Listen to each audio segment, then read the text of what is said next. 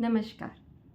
આજે હું તમને જે જણાવી રહી છું એ વસ્તુ કરવાથી તમારી એક નહીં અનેક ઈચ્છાઓ ધાર્યા કરતાં પણ વધારે જલ્દી અને સારી રીતે, મતલબ તમે જે વિચાર્યું છે એના કરતાં પણ બહુ વસ્તુ સારું તમને એનું પરિણામ મળશે.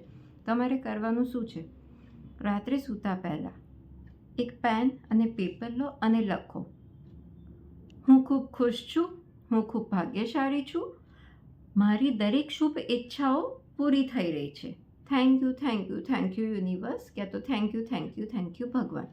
આ વસ્તુ કેમ કરવાની છે? કારણ કે લખવાથી આપણામાં જે ઇમોશન્સ આવે છે એ બહુ સારી રીતે આવે છે. આપણી માઇન્ડ બોડી બે કનેક્ટ થાય છે. અને હા, આ લખતી વખતે તમારે હેપી ફીલ કરવાનું છે. લખ્યા પછી પણ બાકીના આખા દિવસ માટે હેપી હેપી ફીલ કરવાનું છે. રોજ રાત્રે લખો ને દિવસ દરમિયાન આને બોલો, હું ખૂબ ખુશ છું, હું ખૂબ ભાગ્યશાળી છું અને મારી દરેક શુભેચ્છાઓ પૂરી થઈ રહી છે. શુભેચ્છા એટલા માટે બોલવાની કે આપણા દિવસમાં આપણે ઘણા બધા વિચારો કરતા હોય છે. તો જે સારા વિચારો છે ને, જેમાં મારું શુભ છે, જેમાં મારું સારું થવાનું છે, એ ઈચ્છાઓ જ પૂરી કરે ભગવાન. એટલા માટે આ બોલવું બહુ જરૂરી છે કે મારી દરેક શુભ ઈચ્છાઓ પૂરી થઈ રહી છે. આની પાછળનું ઇન્ટેન્શન શું છે કે એક તો એક મેસેજ જઈ રહ્યો છે કે મારે ખુશ રહેવાનું છે. હું બહુ લકી છું કે હું જે વિચારું છું એ બધું મારી જોડે સારું થાય છે. તો આ જે તમારી નેગેટિવ પેટર્ન્સ છે કે મારી જોડે સારું નથી થતું, મેં બહુ બધી વસ્તુઓ ટ્રાય કરી પણ નથી થઈ રહ્યું, તો એ તમારી નેગેટિવ પેટર્ન્સને બ્રેક કરવામાં હેલ્પ કરશે. આ 3 લાઈન, આ 3 વાક્ય, આમાં તમે તમારી રીતે બીજું પણ એડ કરી શકો છો. You can frame of your own. તમે ગુજરાતી, હિન્દી, ઇંગ્લિશ જે પણ લેંગ્વેજમાં કમ્ફર્ટેબલ હો એમાં લખી શકો છો. I am very happy, I am very lucky, my all wishes are coming true, thank you, thank you, thank you universe. આ વસ્તુને રોજ કરો.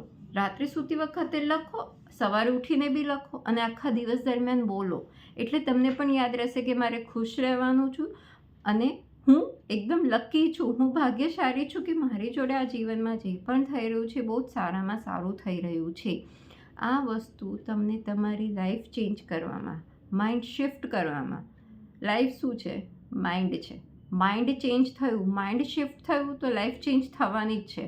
ભગવાન એવું ક્યારેય નથી કહેતા કે મેં તમને જે જગ્યાએ, જે અવસ્થામાં જન્મ આપ્યો છે તમે આખું જીવન આમાં જ વિતાવો. નો.